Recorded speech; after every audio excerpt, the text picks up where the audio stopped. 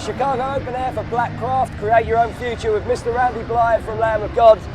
It's good to catch up again, man. Good. So, good like, to see you too. Your voice is screwed. it's killing me, man. Seriously killing me. I know the feeling. The last time we spoke was like a couple of years ago, and your vibe was like you were looking forward to some time off. Yeah. Is this the last we're going to see Lamb of God for some time at the moment?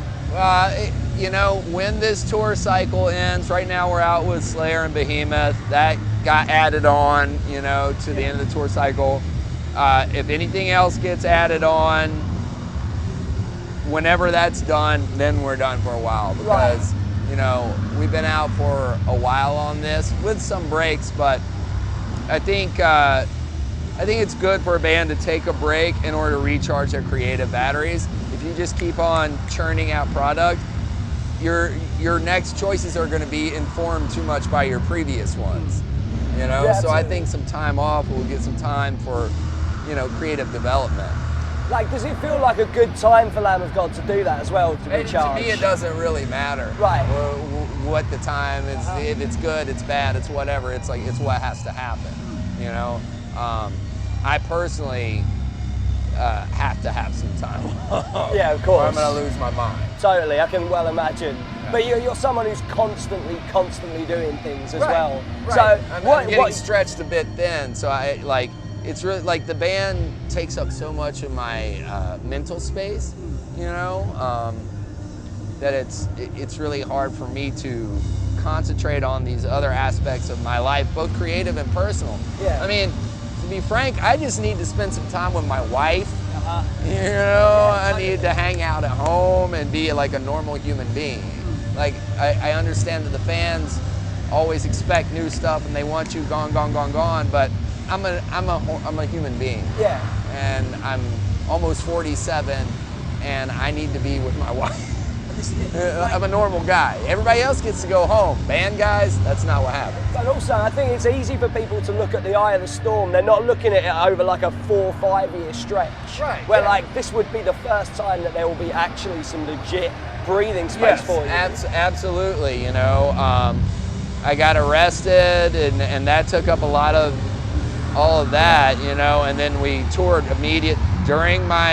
after I was arrested, we toured immediately while waiting for trial, got out, went to trial, toured immediately after that, then immediately wrote a new record. Pretty much.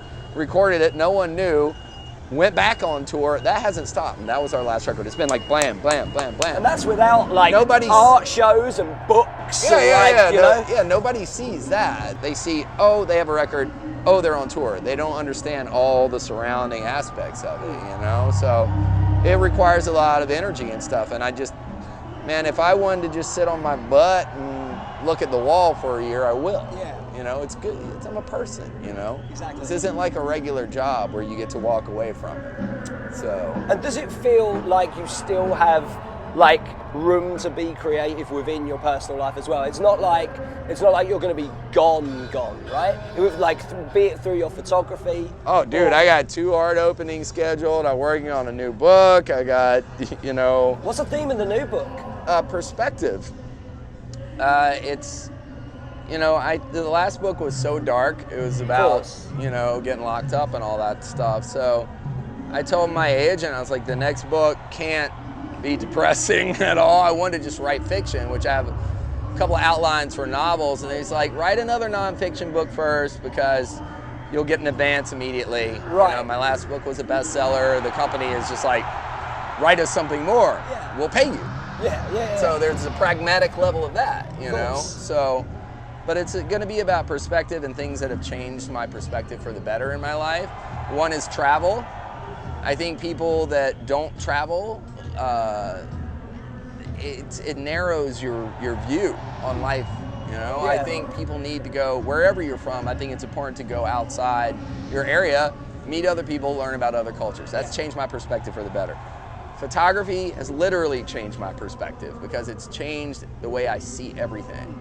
It's the way I frame things, the way I pay attention to light, everything. I'm constantly like looking at a picture. So that's been really good artistically for me, and it's broadened my perspective. And the other thing that has changed my perspective for the better on a purely physical level, because you can't just have emotional and mental, you have to be physical as well. Physically, surfing, I started surfing like, I don't know, 5 years ago while I was writing my book. It's just taken over my mind and my body, and it's made me a much more balanced person physically and emotionally, I guess. Yeah. You know, so in order to combine all these things, photography, travel, surfing, tax-deductible surf trips to take photos to write a new book. There it is. I'm a fucking genius. But when we go across those things, I think we get, even listening to you saying that, I feel like we get a bit closer to like you as a person, because that's complex. But we associate you with like intensity and that kind of thing, and yet surfing is all about like you and the wave. Oh yeah, and being calm. and not thinking. You can't think when you surf. You have to be in the moment because you're in a protean environment. Everything is constantly changing. I'm a skateboarder too. I don't do it as much anymore because I'm old. Right. But and I love skateboarding. I'm not bagging it. But when you go to a skate park and you skate like a ramp that's there, the ramp is going to be static. It's going to remain the same. Right. You know, so you can think and calculate and figure out your different maneuvers. If you're going to try something, you can work on something again and again and again. In surfing, each wave is different. The environment is protean, as I said, ever shifting. So you have to remain in the moment. You have no other choice. You have no other choice. So also when you sit in the water, for me, all my worries are on the shore. Right. You know, so it just mellows me out so good. And when you talk about perspective, is that almost like a look into your mind psyche philosophy wise? Is that where we're like? I don't have a defined like life philosophy. Yeah. You know, I'm not a guru or anything Right. weird like that. But I will say one of the things I believe very strongly in is that a broad perspective on life will serve you well. And I see that as people's perspectives are narrowing now, particularly in my country. If you look at the political situation right here, it's either A or B. And the Where media, I'm from too, the UK, it's exactly the same. Believe me, I know.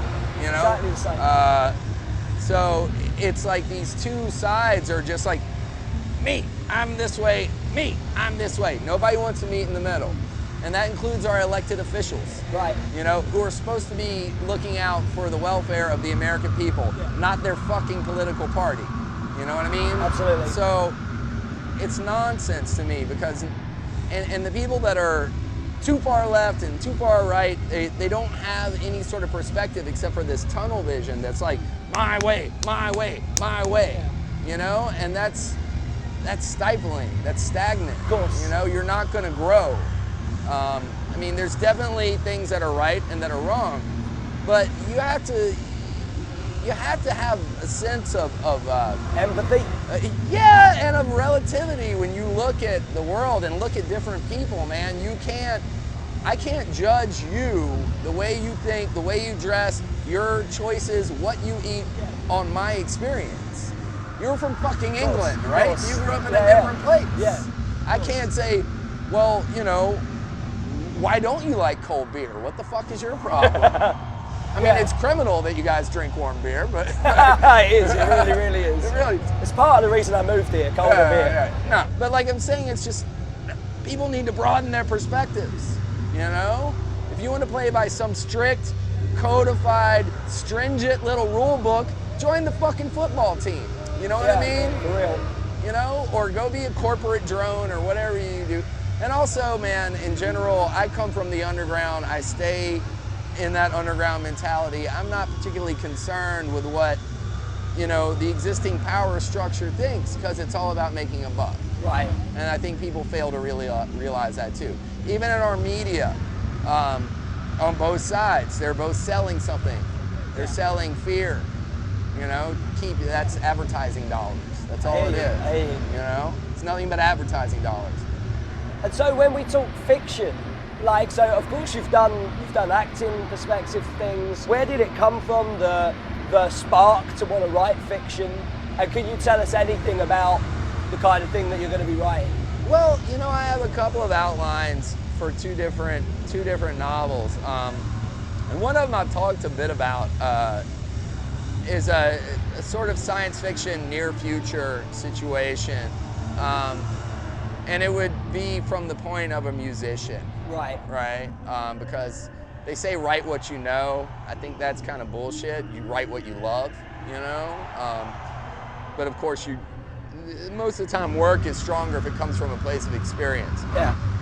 So there's a bit of a dystopian future kind of I don't know, stagnant musical environment going on in the novel. Right. And this musician is trying to figure out his life. But that's about all I've... But with Lamb of God going to be shortly disappearing for a while, do you feel like heavy music is in a good place? Because I look at... I never worry about it. But I particularly liked what you had to say about Code Orange, because that's a band that I believe in too. Saw them yesterday. Yeah, we caught them here at Chicago Open Air on Friday. Does it feel like with bands like that and like Power Trip, it feels like the underground is for the first time in a long time, actually since when you guys broke through, it's threatening to boot the door down against the more safe, mundane stuff. I have to agree with you there with bands like, Code Orange, definitely with Power Trip, even they're a little bit more established than any of those bands, I think, but Death Heaven, Amen, yeah. I feel like it's very strong, and I feel like people are starting to make artistic choices that will define this era, The blessing and the curse of this modern technology is that anyone can sort of sit at home and get a guitar lesson, in effect, from watching YouTube, right? And so when we were kids, you had to go to the old dude down the street, and be like, how do you play this? Now kids just learn this stuff by watching YouTube, and they can look up, they're starting at a very high level of skill. You'll see 16-year-old kids that just shred. Technical proficiency does not equal creative excellence, though. So no, of course not. There's been, with this rise in technical proficiency among young musicians, there's also been a huge, I think, amount of just aping, like copying. Yeah. Look at this fuck. We're actually talking about Code Orange. Hey, man. Good, yourself? So, I can't complain. So, but with Code Orange and bands like Death Heaven and all that stuff, I feel like they're doing their own thing, as well as being technically proficient. Yes. So I have a really good feeling about them and some of the other bands, that are coming up right now. It is in a good time, and I think it's a time of shifting paradigm. Yeah. So he's a new fan of Code Orange as well. Watched them yesterday. Good. Unbelievable. Right, we're gonna cut it there. Oh yeah. We got to mic him up.